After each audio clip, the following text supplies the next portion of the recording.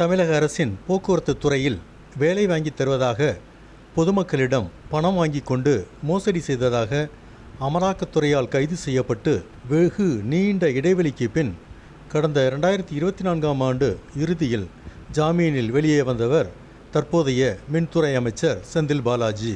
செந்தில் பாலாஜிக்கு வழங்கப்பட்ட ஜாமீனை ரத்து செய்ய கோரி தொடர்ந்திருந்த வழக்கு ஒன்றின் விசாரணை இன்று உச்சநீதிமன்ற அமர்வு ஒன்றின் விசாரணைக்காக வந்தது.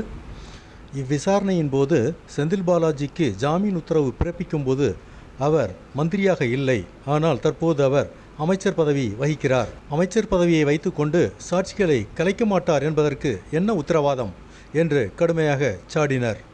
செந்தில் பாலாஜிக்கு ஜாமீன் உத்தரவு பிறப்பிக்கப்பட்டது அவர் அப்போது அமைச்சர் பதவியில் இல்லை என்பதற்காகவும், மேலும் அப்போதைய சூழ்நிலையை கருத்தில் கொண்டும், மிக முக்கியமாக நீண்ட நாட்கள் ஒருவரை சிறையில் வைத்து அரசியலமைப்பு சட்டத்தின் 21வது பிரிவை மீறிவிடக்கூடாது என்ற எண்ணத்திலும் தானே தவிர செந்தில் பாலாஜியின் நன்னடத்தை காரணமாக அல்ல என்று கூறினர். ஜாமீனில் வெளியான 2வது நாளே அவர் அமைச்சராக பொறுப்பேற்று கொண்டதையும் கடிந்து கொண்டனர் நீதியரசர்கள்.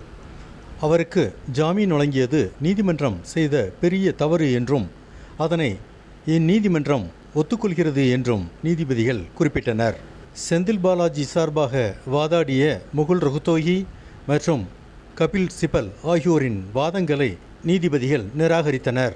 செந்தில் பாலாஜிக்கு ஜாமீன் வழங்கியது உடனே அவர் அமைச்சராக பதவியேற்று சாட்சியங்களை கலைத்துவிட கேடயமாக பயன்படுத்துவதற்காக அல்ல என்று கூறிய நீதிபதிகள், செந்தில் பாலாஜி அமைச்சர் பதவியில் நீடிக்க விரும்புகிறாரா அல்லது இந்நீதிமன்றம் வழங்கிய ஜாமீனில் நீடிக்க விரும்புகிறாரா என்ற தகவலை வரும் ஏப்ரல் 28ஆம் தேதி பிற்பகல் 2 மணிக்கு முன் இந்நீதிமன்றத்தில் தெரிவிக்க வேண்டும் என்று உத்தரவிட்டனர். உச்ச நீதிமன்றத்தின் இந்த கடுமையான அறிவுறுத்தல் செந்தில் பாலாஜி தரப்பினரிடையே கடும் அதிர்ச்சியையும் அச்சத்தையும் ஏற்படுத்தியுள்ளது.